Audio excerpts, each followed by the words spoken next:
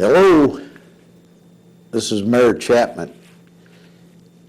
I'm going to try to fill you in on some very important issues for the village of Shorewood. What I'm going to do, first of all, I'm going to go over some financial outlook for the village. I'm going to go over a little bit of housing, the business outlook, some capital improvement projects that we're starting and some that have completed. But then I'm going to get into Lake Michigan water and why that's important.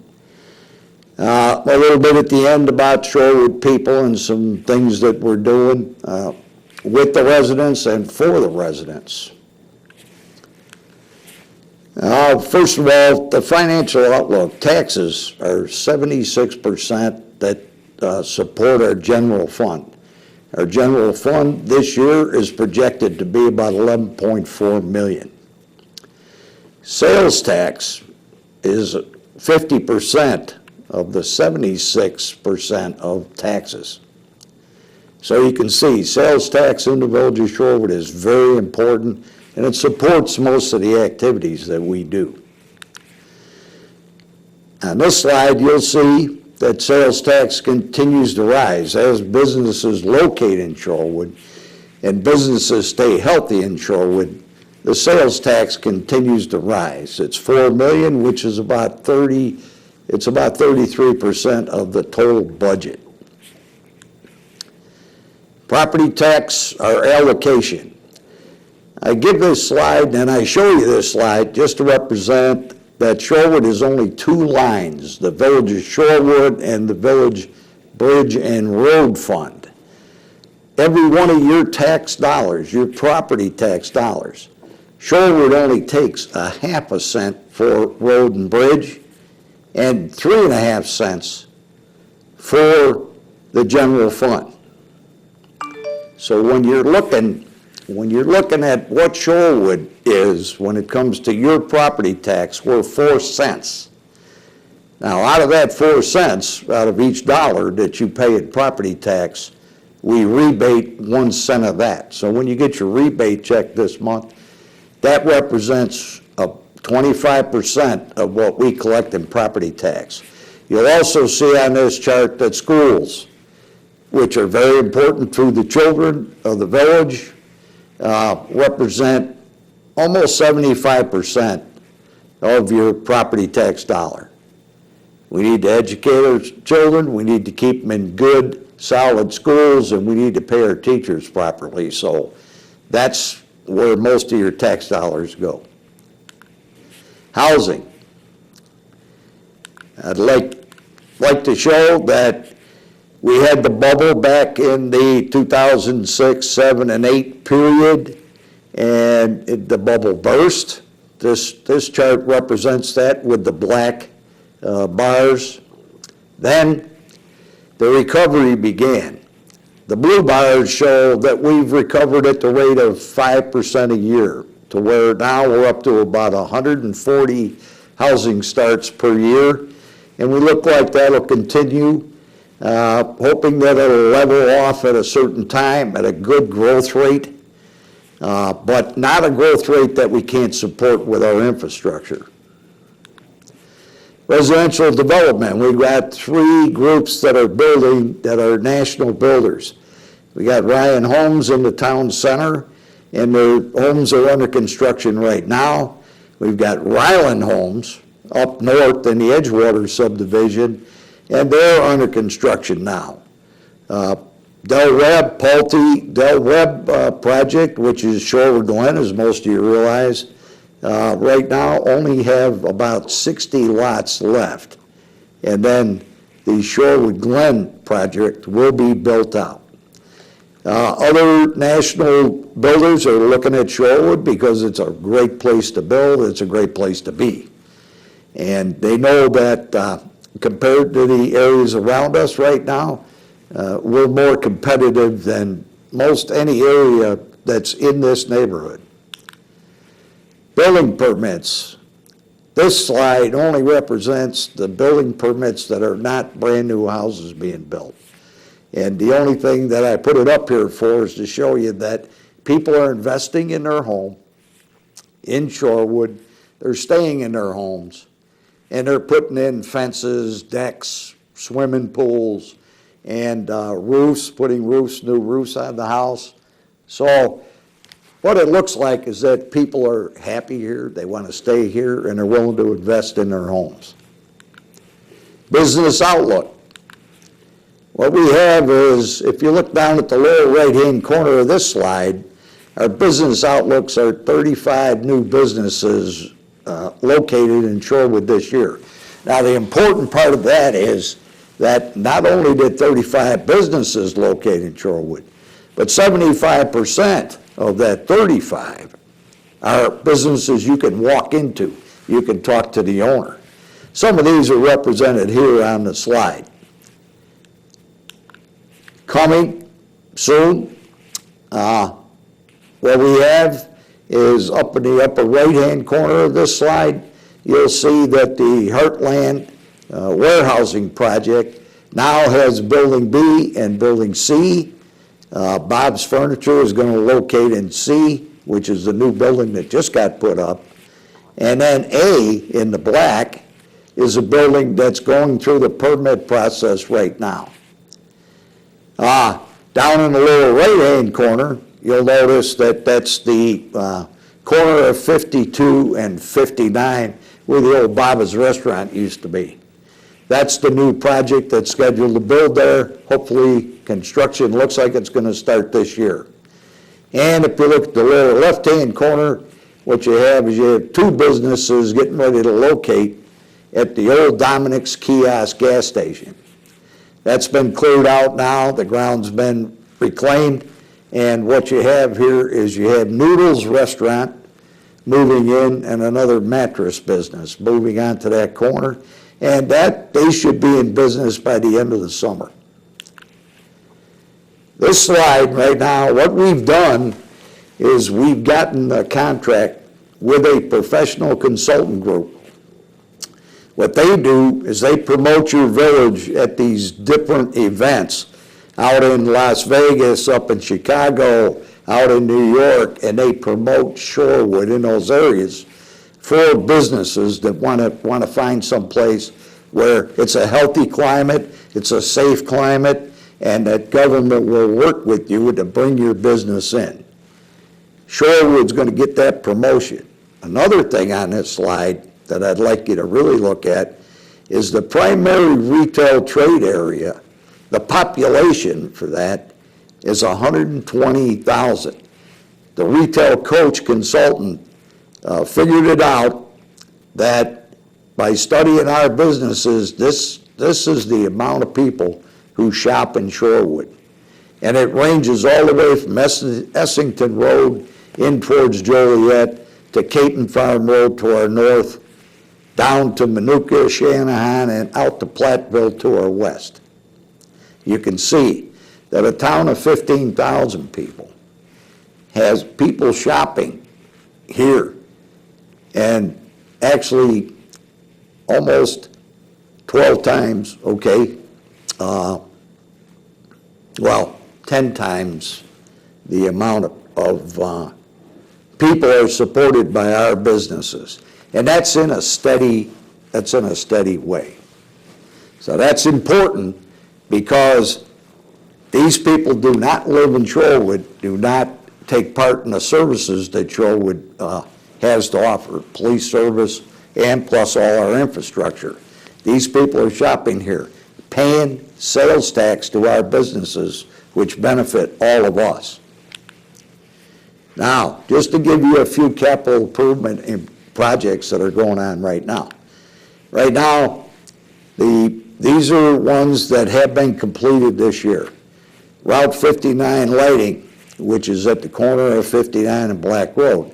That was a $1.6 million project to light up that corner, similar to what Joliet had lit up to the north.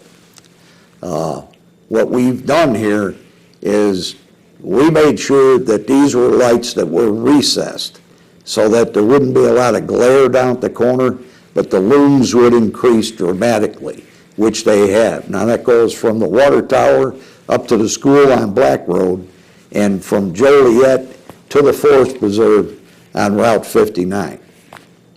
We've also put $700,000 into the Edgewater subdivision to complete the streets and the roads. We have a bond that they went into foreclosure on, and we'll be working on that bond, trying to recover that money. Right now, the briefs have been filed. It's been in front of the judge one time, and we need to find out just how much they're going to award the village so we can get our money back. Saddlebrook, the subdivision to farthest north and west of the village,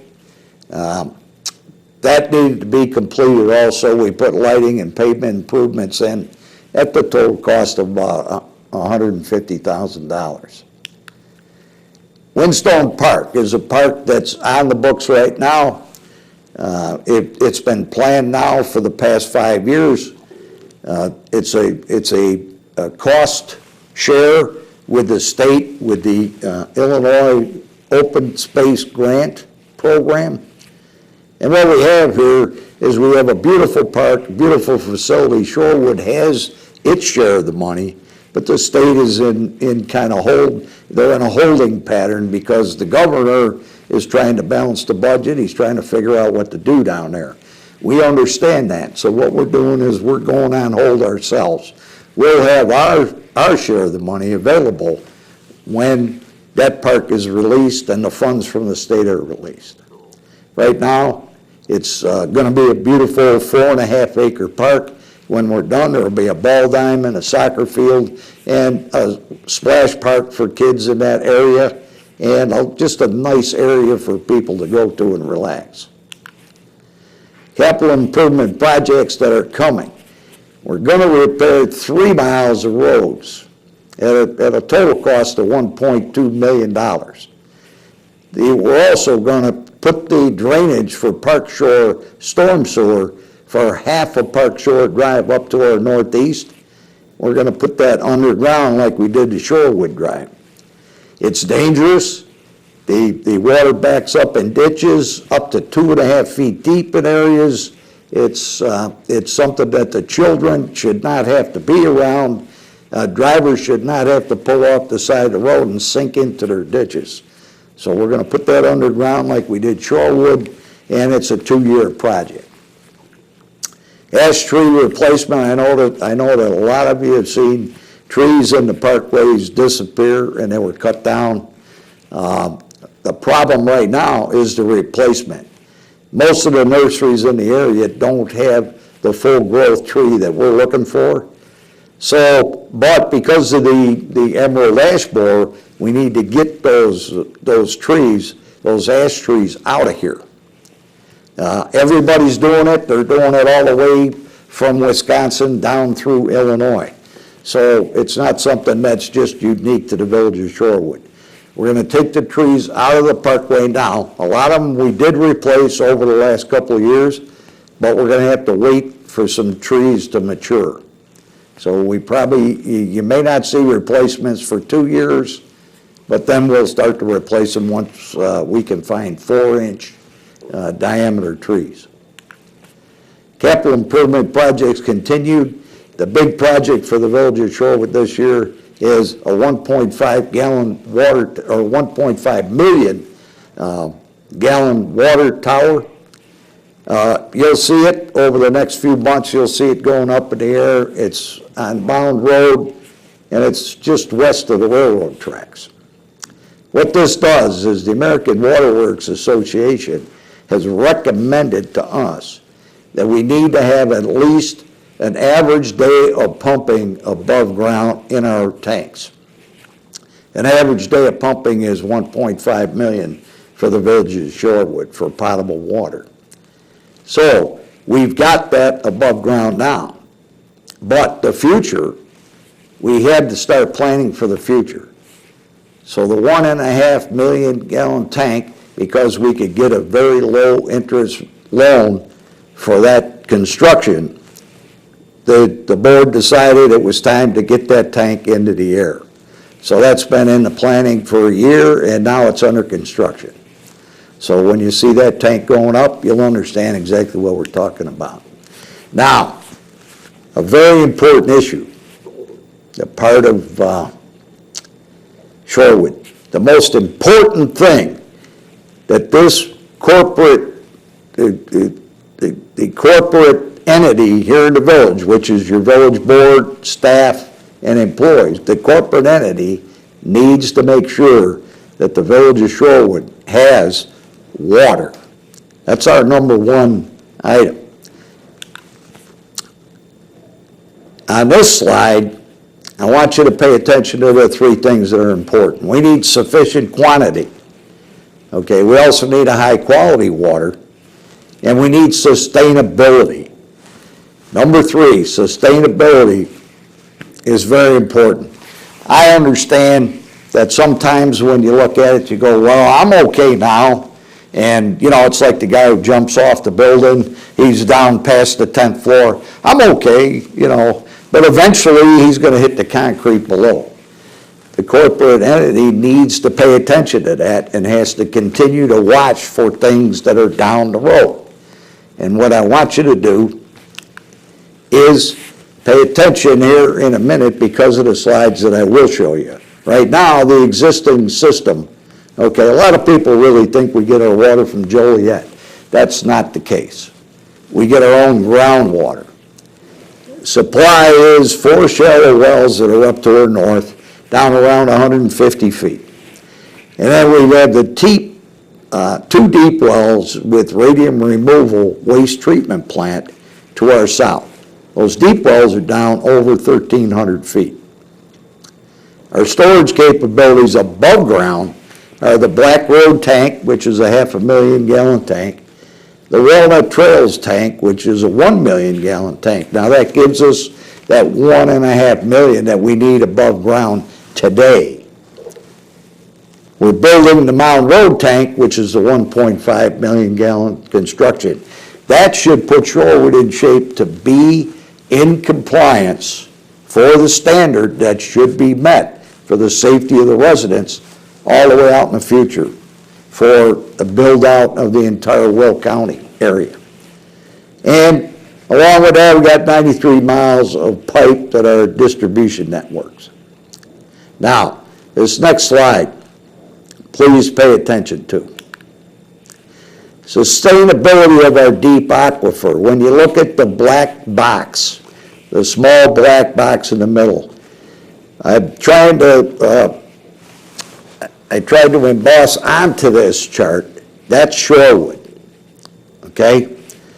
What this chart represents, the Illinois Water Supply Authority, which is attached to the University of Illinois,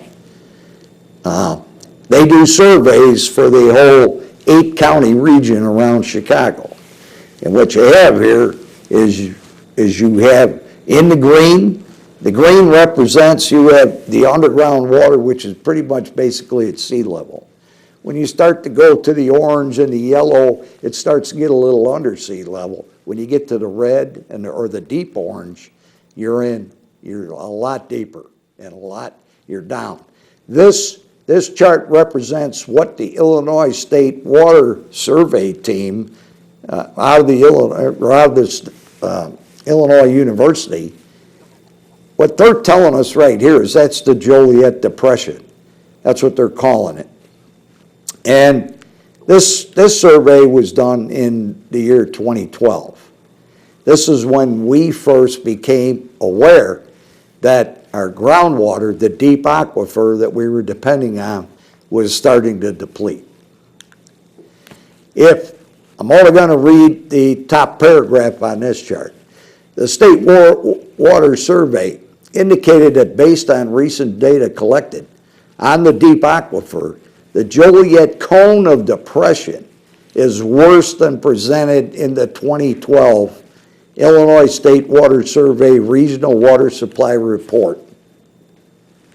Okay, when that letter came to us here at the Village Hall, the Village Board and I, the staff, we got together with our engineers and we started to say, we need to look at alternate sources of water if we're going to take care of the future residents in the village of Shorewood. I want to make one thing clear. Shorewood's not running out of groundwater as I'm sitting here. It is depleting. It is going down. We may have 25, 30 years of groundwater. If we continue to build out, which it looks like we will, that may not be that long. It's up to us, if we're going to be doing our jobs properly, to look for the alternate sources of water, okay? On these next slides, what I want to represent is what Lake Michigan water and how it's proliferated into the area in the last 30, 35 years. So if you'd pay attention, the first slide is 1980. The blue on your left represents where Lake Michigan users are. They're mostly in the city or very close to it. And it's mostly Cook County. That's only 35 years ago. Okay, on the right, what that represents is the Joliet Cone of Depression. And as you move from the black to the orange to the red to the darker red, the deeper the groundwater goes. This is 1985. A few more users up to the north in Lake County start to come on to Lake Michigan water. The cone of depression still remains relatively the same, still going down. You move here, it starts to move out into the DuPage County. Okay, so the users by 1991 have almost increased by about 30% that went on lake water. And what that starts to tell people is that they've made their studies too. They saw that the future was not groundwater in this area. So here comes 1995. And if you notice, DuPage County is pretty much covered now with lake water. 10 years prior to that, they weren't. And if you notice that Will County, it starts to move into Will County, and it's up in the Naperville area. Also, Tinley Park out to the east. The cone of depression now starts to get smaller, but where you see that cone of depression on the right there is basically right underneath us. If you look at the county map, we're right in the dark spot. This is 2000. 2007, Bolingbrook comes on, Homer Glen comes on to Lake Michigan water. Lake Michigan water is almost doubled the users that it had only 20 years prior to that, 25 years. Now, we move on to the last slide that represents the usage. When you look at this, Bolingbrook is now on, Plainfield is on, and Tinley Park is on. Tinley Park and New Lenox are on Lake Michigan water. So the representation here is that people just didn't say, hey, we want to go on Lake Michigan water. What they said was, that's the long-term sustainable water source in this area. We're lucky that we have one of the best Great Lakes here. And some people say, well, the Great Lakes are drying up. Okay, it just went up 16 inches this past year, Lake Michigan. So what you're looking at is, you're always going to have somebody that's looking for a job or whatever, and they're going to tell you something is terrible and something is wrong, and that we got to study it, and I'll take $1 million grant and I'll study it for you. Okay, well, that's great. Lake Michigan went up 16 inches last year. Now they're studying beach erosion because they're worried that the lake might be getting too high. So you take it from there. This chart just represents how they're recovering. The deep blue under the city of Chicago is showing that there's recovery underneath the city as everybody started to shift to lake water. The groundwater starts to recover. The lighter blue around that shows again that some of the burbs and that are starting to recover now that they're on lake water. The problem with this chart is that if you look down and you see the yellow and the orange and you see the dot down there, that's Shorewood. We're still going down and the aquifers are depleting. What we've done over the past 10 years is to prepare for the future water needs. This isn't something that's just come up just now.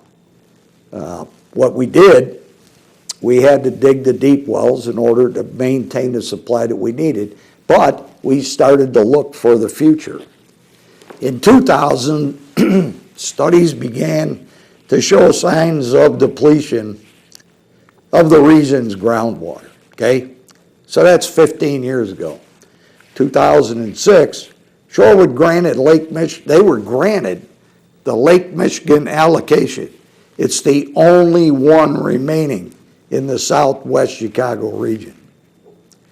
In 2008, Shorewood purchased land at the northeast corner for ground storage tanks and a pumping station if the need were to arise that we needed to go to an alternate water source. In 2010, we contracted with Baxter and Woodman engineers to update the original water study from 2006. And in 2011, Shorewood began studying alternative water supplies. And the most cost-effective that we could come up with in 2011 is Lake Michigan water. The studies were done, and they were done on these 5 alternative supplies, excuse me. Shallow wells, the aquifers are going down. What we could be doing is putting good money after bad money. Deep wells, the same story. Joliet's got 11 deep wells up to our north that are pulling out of that same aquifer. They have no plans to go after an alternative water source. DuPage River, the Illinois Water Survey Group tells us there's not enough water in the DuPage River, and the water that would be there, it would be a prohibitive number to try to treat that for potable water. The Kankakee River, that would require that we do a consortium with Joliet, Wilmington, Elwood, and any of the surrounding towns that would be between us and the Kankakee River. They also tell us that the volume there is suspect during the low flow season. They also tell us that the treatment of the Kankakee River to make it for potable water is another very prohibitive number to treat that for potable water service. The Illinois Water Survey Group recommends Lake Michigan water for Shorewood. Number one, because it's the most sustainable source for the future, for looking out into the future. And not only that, it's reachable. We can reach it at Bolingbrook. And we can finance it. So, what I'm trying to say here is it's not something that we're just thought of here the other day. This village board, the previous village board, was constantly looking at that. That's our job, to look at the supply of water. That's the most critical service that we do for you. And believe me, we've been on top of it. The situation is that we had a series of turnovers in the administrator. We had a series of turnovers on the board. And by the time we got the board where they were in agreement, for the most part, they were in agreement that Lake Michigan water if we could make it cost effective for the residents, would be the way to go. It's a soft, pure water source, needs very little treatment, and it's going to be there for a very, very long time. We have now decided that that would be the way to go for the village, and we looked for the funding source. What it looked like was sales tax would be the best funding source to bring in Lake Michigan water to the village. It would be about a $30 million bond that we would have to take out, a $1.2 million payment each year. We could bring the pipe in from Bolingbrook into Shorewood and supply the needs for the foreseeable and the non-foreseeable future of Shorewood. We could be guaranteed water source, up the value of property just due to the fact that nobody has to worry about where they're going to get their potable water from anymore. So this was a decision that was made. The sales tax increase, which would be 75 cents on $100 of purchase within the village of Shorewood, would be enough to bring in the amount that we need to make the bond payment. Not only that, when we studied that 75 cents on a $100 purchase for the village of Shorewood, we found out that 85% of the people who shop in Shorewood don't live here. And because of that, it looked like it would be people outside that would be paying for Lake Michigan water to come to Shorewood for the most part. The amount that would increase for us residents on that sales tax, what the board said was what we could do is increase the rebate that's already in place for the non-home rule sales tax. We could increase that by another 25%, bringing it up to 50%. And remember, 4 cents on your property tax come to the village. 1 cent we rebate now. We plan to rebate 2 cents, which would be 50% of the taxes paid to the village of Shorewood. We would rebate each year back to the residents. That would help to offset any increase that you would pay in sales tax. The sales tax increase would not go on groceries, would not be on pharmaceuticals, and it would not be on any titled vehicles such as motorcycles or ATVs or automobiles. Okay? It wouldn't be on any titled vehicles. So the idea was to make it as cost effective on the residents as we could possibly make it. And that's because we're residents too. And we want to make sure that we're lessening the burden to the best of our ability on everybody who lives in the village of Shorewood. But we also get a sustainable water supply, we get a pure, clean water supply, and we make sure that we don't have to worry about the groundwater from this day forward in the village.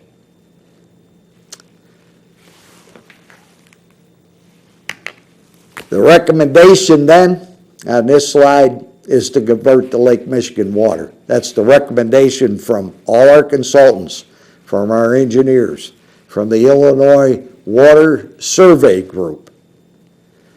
A man named Mr. Kelly down at the Illinois Water Survey Group sat in this room with me and told me, your water is not sustainable for the long term in the village of Shorewood. He looked me right in the eye and he said, it's not sustainable. And he's the scientist, he's the expert, he's in charge of the northern or the northeastern part of Illinois for groundwater, and it's a group that doesn't have any skin in the game. What they are is they're state employees, they're paid through the state, and their charge is to keep an eye on the groundwater throughout the state of Illinois and recommending municipalities what they should do. We need to listen to these people. We need to say, okay, I know there's going to be some people say, well, they're probably, they're government employees, they're not sure. Our job here, the village board, my job, the staff's job, is to make sure that we have that water supply.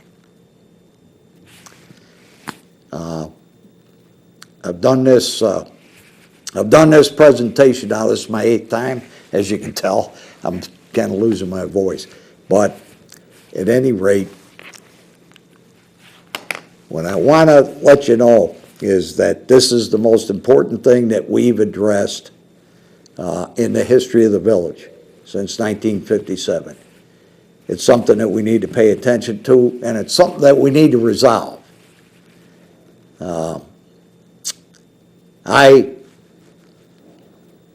I personally, I've got kids who have homes in the village of Shorewood. I got grandchildren that live in the village of Shorewood, and I really want to make sure that things are good for them out in the future and out in the distant future for the village of Shorewood. If we look 2 days or one election down the road, we're not doing the right thing for the residents of the village, and we're not doing the right thing for the future. So with that, I'm going to leave you. I appreciate you taking this half an hour and listening to me, and I look forward to serving you more here in the village of Shorewood. Thank you.